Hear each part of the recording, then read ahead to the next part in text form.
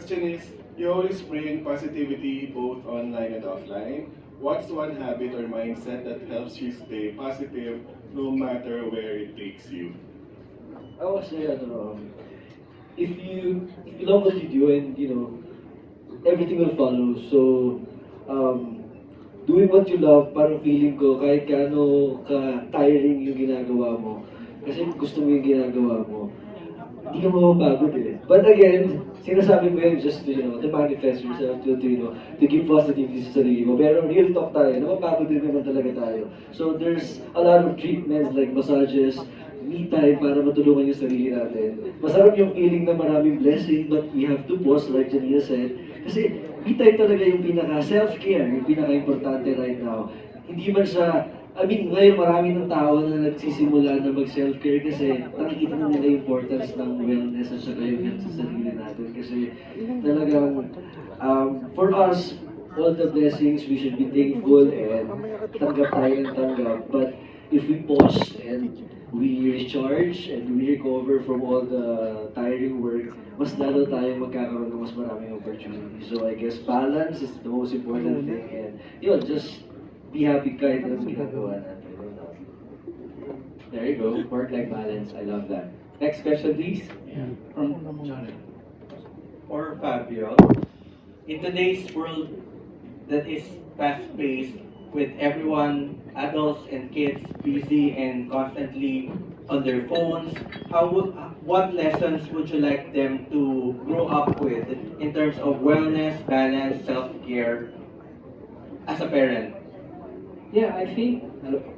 Yeah, I think for me the most important would be like yung sinabi ko kanina na parang you can't just like expect to be successful just by working hard.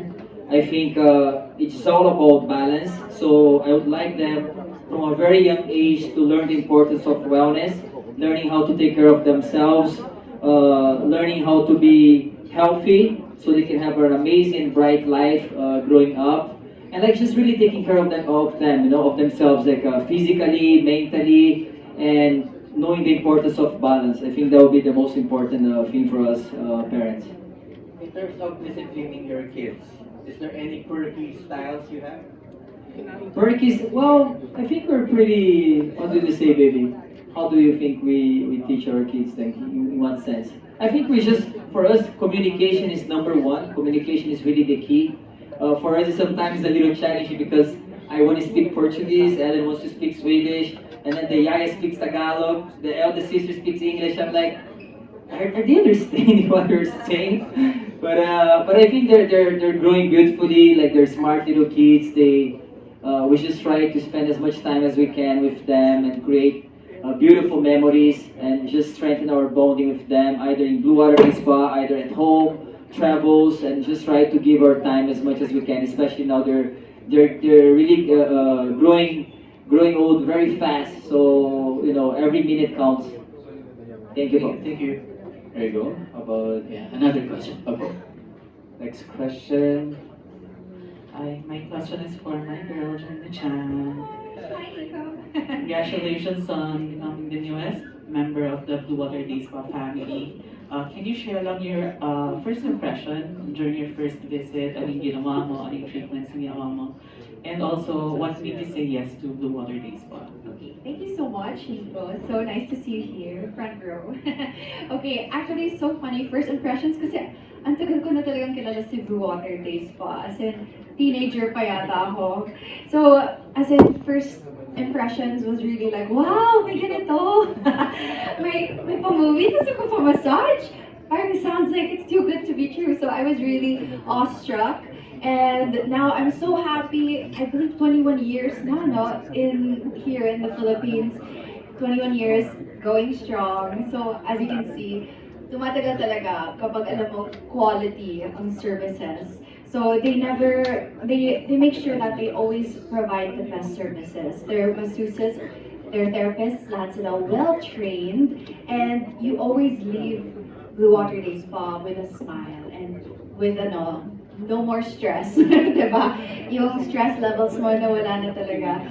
So I think that's, for me, I just always have a great time. I always associate coming here to parang nagka-retreat ako, wellness retreat, na without having to go so far, di ba? Hindi mo naman kailangan mag-abroad para makapagpahinga.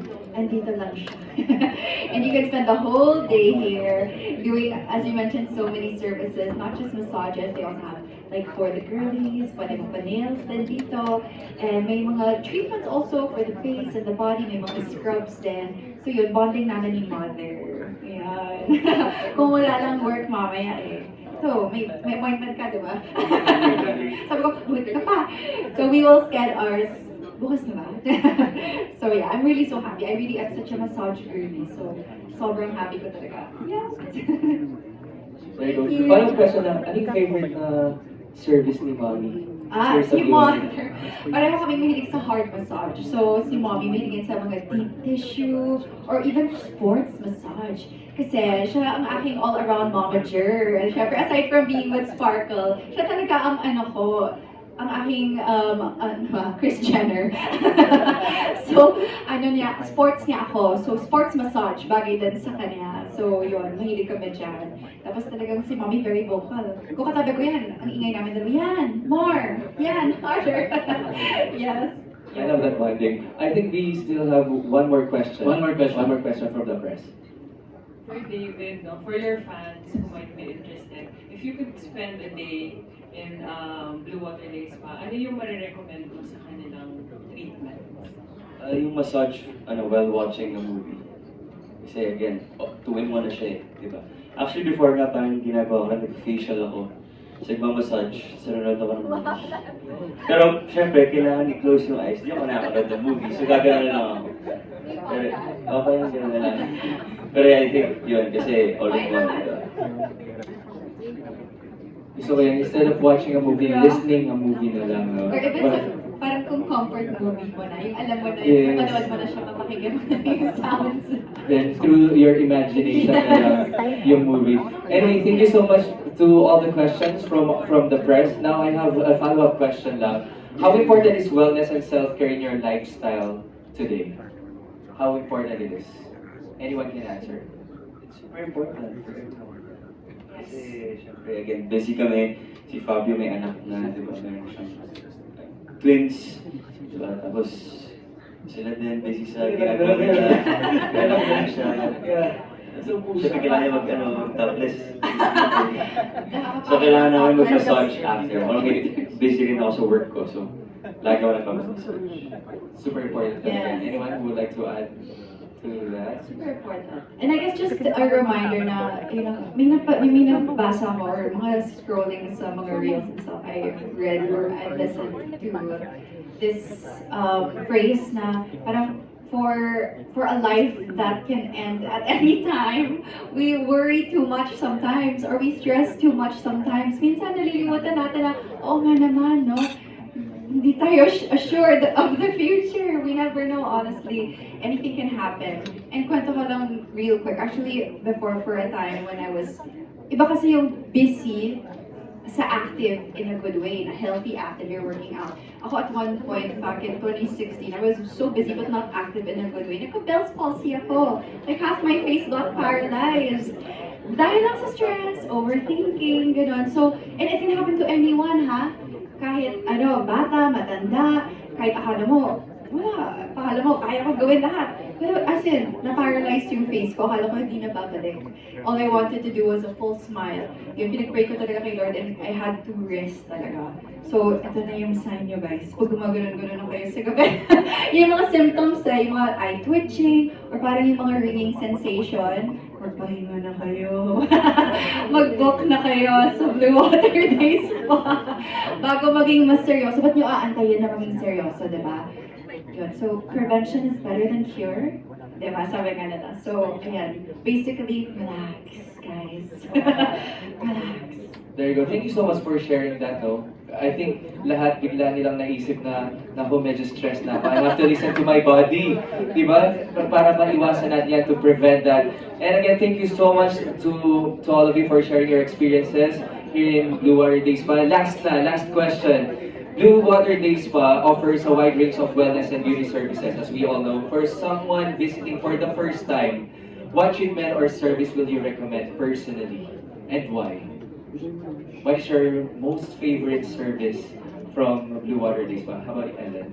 Can you I start? mean, I mentioned it a couple of times, but it wouldn't really be. I mean, it depends on the mode when you come in. So if you're very stressed, then I would recommend the Thai yoga massage because they call it the lazy massage for a reason. Basically, the masseuse do all the stretching, and you just lay there, and it's very relaxing. But if you are looking into something more, skin focused, again, the 5D laser is really what I would recommend because it's a treatment that, as I mentioned earlier, non-invasive, no needles, there's no pain or anything like that. Anyone can do it. There's no downtime. You can go back to normal schedule, and it really just helps you boost a lot of things. As I mentioned, collagen, reduce fine lines, you glow in your skin, hyperpigmentation, overall brightness of your skin. So you kind of get in a short session of 30 minutes, no downtime, no pain, a lot of benefits, and you see results pretty quickly as well. I love that. No downtime. 5D laser treatment from Blue Water Day Spa. Alright, we will try that. 5 days and 4 nights. Parang staycation. Yes, staycation. 5 days, 4 nights. How about you? What would you recommend for someone who will be visiting Blue Water Day Spa for? Well, I actually like that also. Yung Thai yoga, parang lazy yoga daw ang tawag dun eh. Parang kung ayaw mo nang mag-isip, sila na yung mag-yoga for you. But aside from that, again, hard massage, anything na deep pressure. So deep tissue or sports massage. Wow, sporty girl ako eh. Nag-Hyrox din ako. Charot lang. Ayun. So yun, yung mga talagang may mga lymphatic drainage, yun, din tayo. Thank you. How about you, David? What will you recommend? Yun. Yan talaga. Okay, Sports massage pa. massage. Mag-sports massage ka na rin. Kasi sporty ka ngayon sporty. Sports All of the massage. above. Thai massage, the Chiang Mai massage. How about you, TJ? Same, like deep tissue massage para sa mga lamig-lamig. Pero yung Chiang Mai massage, okay yun kasi parang din siya kasing sports massage kasi talagang deep tissue yung inaano niya para makapag-recover sa muscle pain, lalo na sa mga stress. Kung gusto niyo talaga nakahagudin yung katawan niyo. Saka yung feeling na, parang feeling mo nasa Thailand kayo yung ambience. Wow! Diba? So, Asian ka, so guys, try nyo talaga yun. Recommend ko sa inyo yun. Tapos balikan nyo ako pag hindi kayo nasarapan. And also the foods pa, masarap.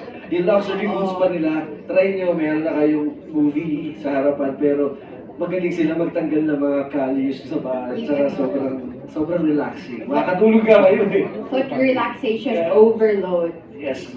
Parang ano lang, overload ka na. Yun yung nakasulat eh. Overload talaga ang fan dito sa Blue Water Day Spa. How about you? Feeling ko ako rin, yung Chiang Mai massage, I really like it because it really helps me relax and also pag may tension ako sa mga muscles, especially after working out, the way it's like a acupuncture kind of style. So they just keep on pressing and releasing all the pain, all the tension in the muscles. It's also very good for stretching as well. So, but I also really love I think it's called the reflexology massage, the foot massage. Because before I actually move into the VIP room, I like just being here, watching some show or movie, and then that's the time I can have some really hard massage on my foot, so they know how to press it already, they know the pressing point. So, I mean, just try all the signatures massage from Blue Water Day Spa and you cannot go wrong. There you go. Kanina pa yung binabanggit yung foot massage. So, I'm curious tuloy lahat.